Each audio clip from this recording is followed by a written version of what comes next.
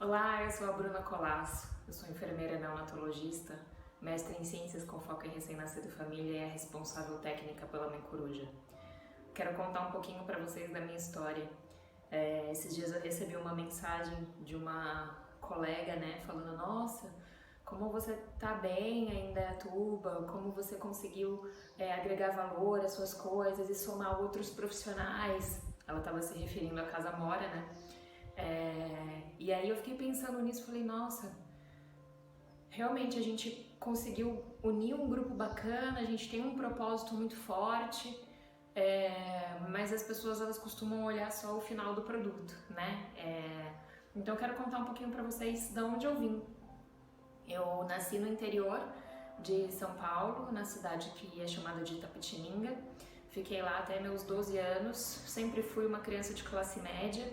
Então meus pais sempre trabalharam muito para que eu pudesse estudar nas melhores escolas da cidade. Meus avós, eles não estudaram, então eles tinham um bar e um restaurante que prosperou muito na cidade graças ao esforço deles. E proporcionaram para minha mãe estudos, consequentemente ela foi evoluindo nesse sentido. Da parte paterna, os meus avós, eles eram muito bens. Eu tinha um avô médico e uma avó diretora de escola, professora, que na época era muita coisa. Então meu pai teve uma facilidade maior também para estudar. E eu vim da união dessas duas famílias bem diferentes. E cresci em Itapetininga até meus 12 anos. Depois dos 12 anos, a empresa que meu pai tinha, ela fechou na cidade. E aí a gente foi morar em Sorocaba porque era mais promissor para minha mãe, que também é enfermeira. E lá em Sorocaba eu fiquei até eu terminar minha faculdade. Eu fiz fundamental, ensino médio, cursinho e fiz faculdade na PUC em Sorocaba, era PUC São Paulo, mas o campus da Biológica fica em Sorocaba. Eu tinha passado também no vestibular na época na Unicamp, mas meu pai falou na mesma hora que não tinha condições financeiras de me manter em Campinas. Então eu fiquei por Sorocaba, porque em Sorocaba eu tinha a bolsa 100% da PUC, porque minha mãe trabalhava na PUC, de São Paulo. Então eu sempre tive, acho que, uma bela de uma sorte aí no meio do caminho, né? Quem acredita em Deus, como eu acredito, vai dizer que Deus sempre iluminou meu caminho. Fiz faculdade na PUC, 4 anos, e imediatamente eu passei na residência em São Paulo, no Hospital das Clínicas, para fazer neonatologia. Na época, eu não sei como que tá agora, mas na época a gente não chamava o aprimoramento em saúde de residência, só podia ser chamado de residência os médicos. Mas o nosso programa tinha uma carga horária tanto que a gente tinha algumas disciplinas que eram juntas.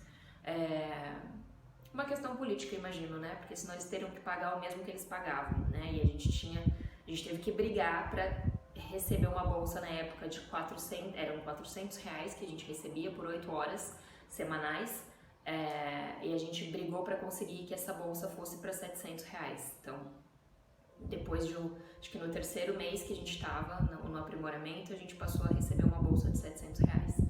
E eu fui para São Paulo para fazer esse aprimoramento com a cara e com a coragem, porque eu recebia essa bolsa de 700 reais. E eu tinha que pagar meu aluguel, eu tinha que comer. E mais uma vez, graças a Deus, meu pai tinha um cartão da época que ele trabalhava como engenheiro no aeroporto, que era o cartão de compras dele de supermercado. Então eu vivia com esses 700 reais que pagavam o meu aluguel e me sobrava 100 reais por mês, e eu usava o cartão do meu pai para eu comer. Fiz essa especialização, essa residência então em neonatologia, e logo depois eu também fiz a prova para trainee de um hospital de São Paulo, de grande porte, e aí eu passei como trainee e lá eu fiquei até 2016. Então essa foi minha trajetória. No meio do caminho eu fiz o mestrado pela Universidade Federal de São Paulo e voltei para o interior, para Indaiatuba.